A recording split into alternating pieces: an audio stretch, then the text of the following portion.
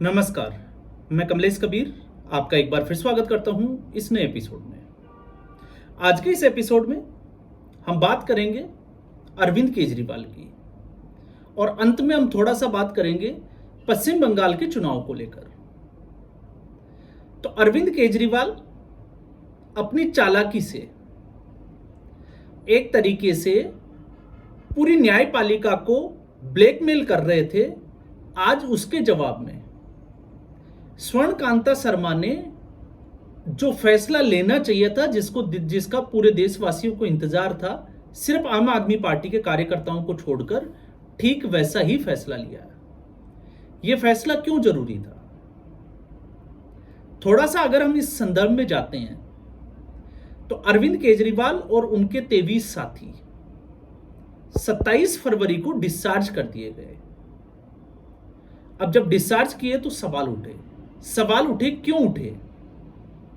उसका बड़ा कारण यह था कि ट्रायल कोर्ट में बिना गए आखिर यह फैसला कैसे हुआ कि जो गवाह थे उनको सरकारी दबाव में लेकर सीबीआई और ईडी ने जो है वो उनके बयान दर्ज करवाए।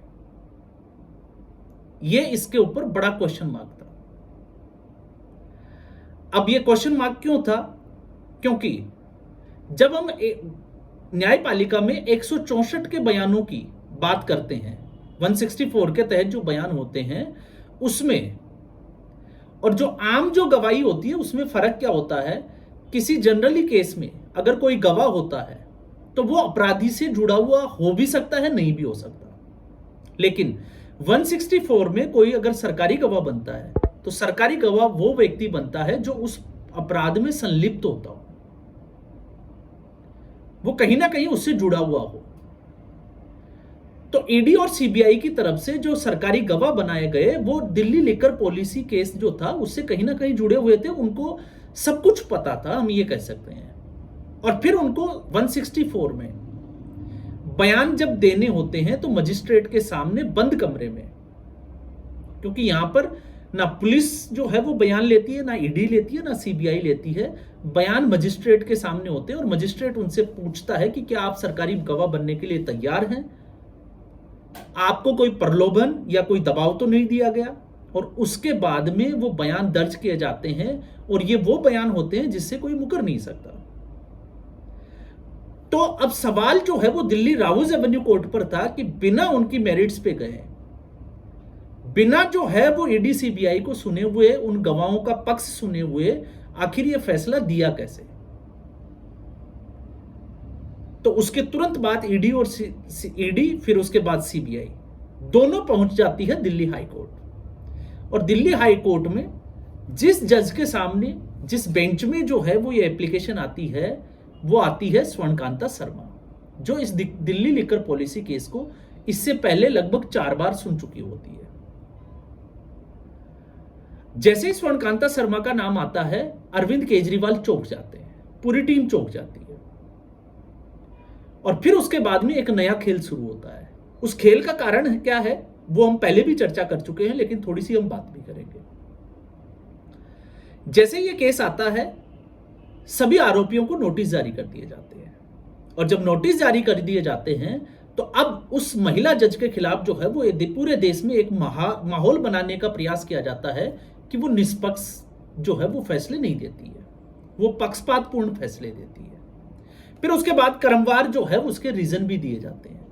अरविंद केजरीवाल खुद जो है वो कोर्ट में मौजूद होते हैं, तो उसका आप कारण जो है वो आप समझ सकते हैं। क्योंकि अभिषेक मनु सिंघवी, कपिल सिब्बल जैसे वकीलों को, क्योंकि अब दिल्ली में सरकार नहीं है, तो फिर अरविंद केजरीवाल पैसा जो है वो खुद की जेब से देना पड़ेगा। ये सीधा सा जो है वो आपको समझ में आ जाना चाहिए। तो अब ऐसा तो है नहीं, क्योंकि जब वो दिल्ली के मुख्यमंत्री थे तो वकीलों की एक पूरी फौज उनके लिए तैयार खड़ी होती थी, क्योंकि वो पैसा दिल्ली के खजाने से जाता था। लेकिन अब अरविंद केजरीवाल को खुद देना पड़ेगा। तो इसमें जो भी सुनवाई हुई, 3 बार, आज तीसरी बार सुनवाई हुई, अरविंद केजरीवाल खुद उपस्थित हुए। तो एक आरोप यह था कि स्वर्णकांता शर्मा जो है वो किसी एक विचारधारा से प्रेरित है। इशारा आरएसएस की तरफ था, लेकिन उसका जो कारण दिया गया वो कारण यह था कि ये अधिवक्ता जो बार एसोसिएशन की जो अधिवक्ता परिषद है उसे उसमें उन्होंने 4 बार लेक्चर दिया, उससे जुड़ी हुई थी। ये एक कारण था। अब आप सोच कर देखिए, इस देश में जो महिला 34 साल से इस पेशे से जुड़ी हुई हो, जो फैसले देती हो, तो क्या किसी राजनेता के भाषण से या किसी मंच से प्रेरित होकर वो फैसले देगी या तथ्यों के आधार पर फैसले देगी? और ये एक अनोखा मामला है। सिर्फ अरविंद केजरीवाल को ये लगता है, उनको ही आपत्ति है, तो आपत्ति क्यों है? क्योंकि वो अपनी सहूलियत का जज चाहते थे जो उनके हक में फैसला दे। तो उसका दूसरा एक जो है वो इसके दलील ये दी गई कि उनके बच्चे जो है वो तुषार मेहता से जुड़े हुए हैं, और तुषार मेहता इस वक्त सरकारी जो है वो सॉलिसिटर जनरल है।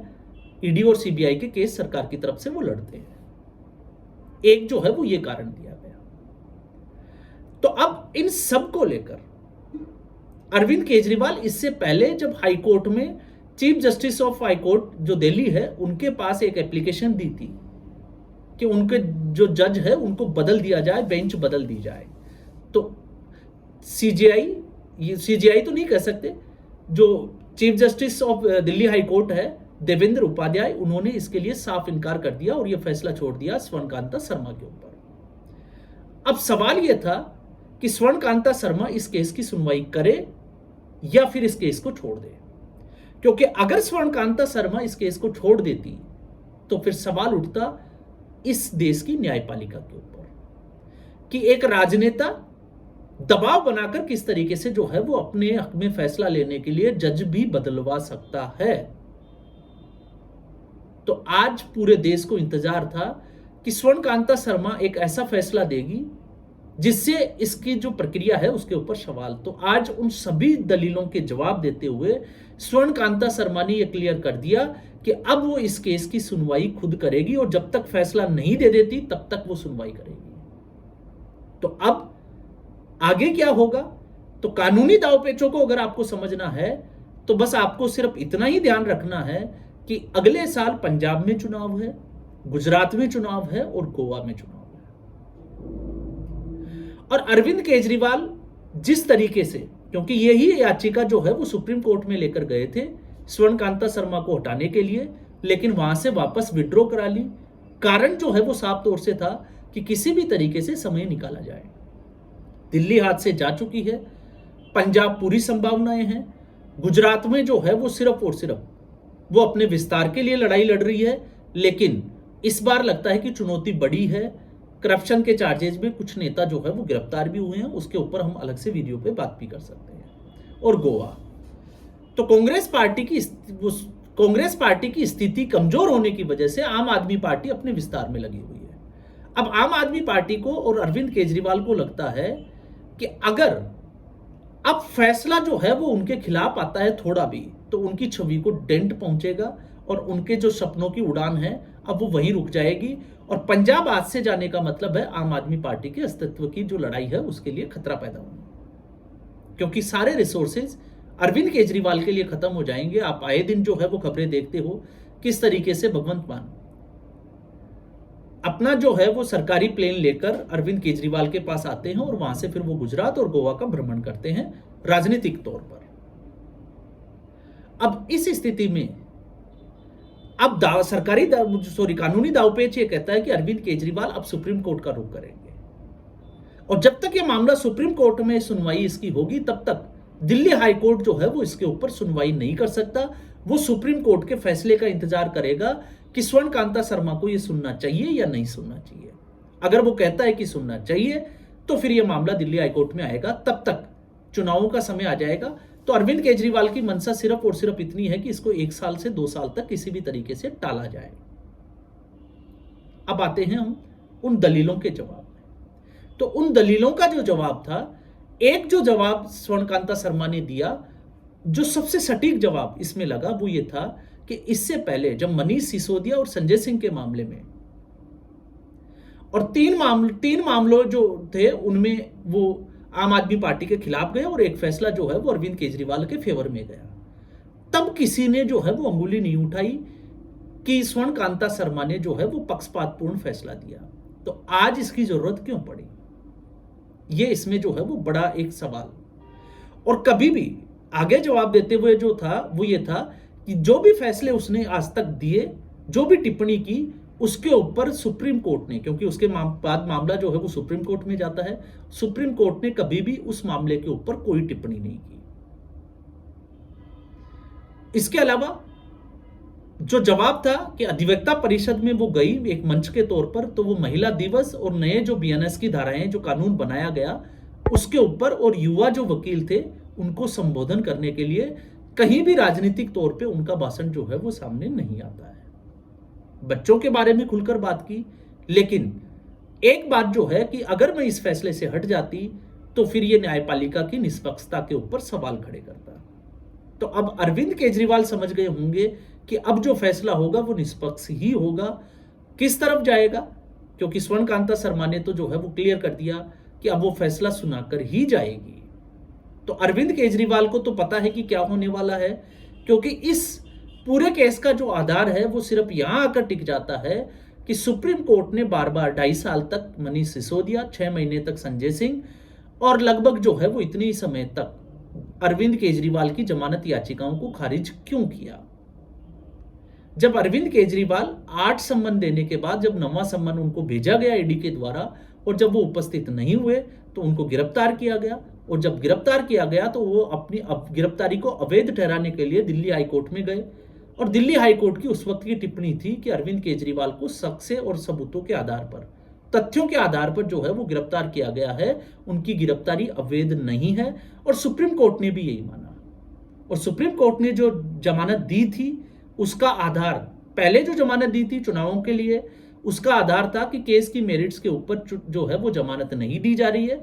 ये चूंकि एक वो पॉलिटिकल पार्टी के रिप्रेजेंट करते हैं, संयोजक है, इसलिए उनको चुनाव प्रचार करने के लिए छूट दी जाती है 1 महीने के लिए। उसके बाद जो जमानत याचिका दी वो दी थी ट्रायल के देरी होने पर, यह नहीं कि अरविंद केजरीवाल जो है वो कट्टर ईमानदार है इसलिए हम इसको जमानत देते हैं। लेकिन अरविंद केजरीवाल ने हर मंच से जो है वो अपनी तरफ करने के लिए ये कहा कि वो कट्टर ईमानदार की पार्टी है। तो अब ये जो दलीलें हैं वो अरविंद केजरीवाल पर ही भारी पड़ती हुई दिखाई देती है, और इससे एक चेहरा जो सामने निकल कर आता है वो है कि कट्टर ईमानदार या फिर पूरा कट्टर बेईमान। अब फैसला जो है वो अदालत ने करना है, और अदालत भी मैं कहूं तो उसी जज ने करना है जिसके खिलाफ एक पूरा माहौल नैरेटिव बनाने का प्रयास किया अरविंद केजरीवाल ने। और अब हम आते हैं थोड़ा सा ब्रीफिंग।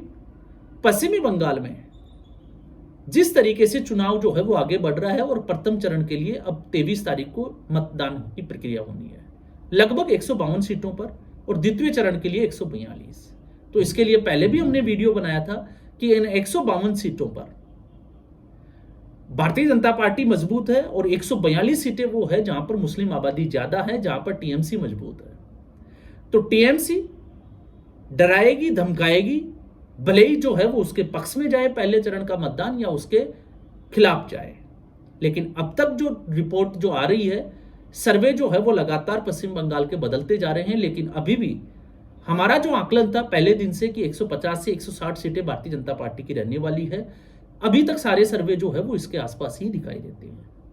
लेकिन उससे भी बड़ी बात है कि अब तक के अगर आप भारतीय जनता पार्टी के चुनाव लड़ने की प्रक्रिया को देखोगे तो इस बार जो पश्चिम बंगाल में भारतीय जनता पार्टी ने रणनीति बनाकर चुनाव लड़ा है, वो इस देश के इतिहास में, भारतीय जनता पार्टी के इतिहास में जो है वो आपको पहली बार देखने को मिल रहा है कि ममता बनर्जी के पास कोई मुद्दा ही नहीं है, बिल्कुल मुद्दा विहीन कर दिया। और यही एक वजह है, अगर आप इसको समझोगे तो ममता बनर्जी पहले चुनाव आयोग के ऊपर जो है वो हमलावर थी, एसआईआर का बहाना ढूंढ रही थी। तो अब जैसे ही नारी शक्ति वंदन और 131वां संशोधन अधिनियम गिरा, तो उसके बाद अब वो परिसीमन की बात करती हुई दिखाई देती है। चुनाव आयोग का मुद्दा पीछे छूट चुका है। और दूसरा, अब वो प्रधानमंत्री नरेंद्र मोदी पर व्यक्तिगत, आप समझ सकते हैं कि कल जब जिस तरीके से प्रधानमंत्री मोदी ने जलमुड़ी खाई, अब वो उसके ऊपर जो है वो मंच पर प्रधानमंत्री नरेंद्र मोदी को कोस रही है। तो आप समझ सकते हैं कि अब ममता बनर्जी के पास कोई मुद्दे या उनके तर्कस के सारे तीर जो है वो खाली हो चुके हैं। तो चुनाव किस तरफ जा रहा है इसका अंदाज जो है वो आप सिर्फ इसी से लगा सकते हैं। तो इस एपिसोड में बस इतना ही। उम्मीद करूंगा वीडियो एपिसोड आपको पसंद आया होगा। वीडियो को लाइक करें, शेयर करें, चैनल जरूर सब्सक्राइब करें। धन्यवाद।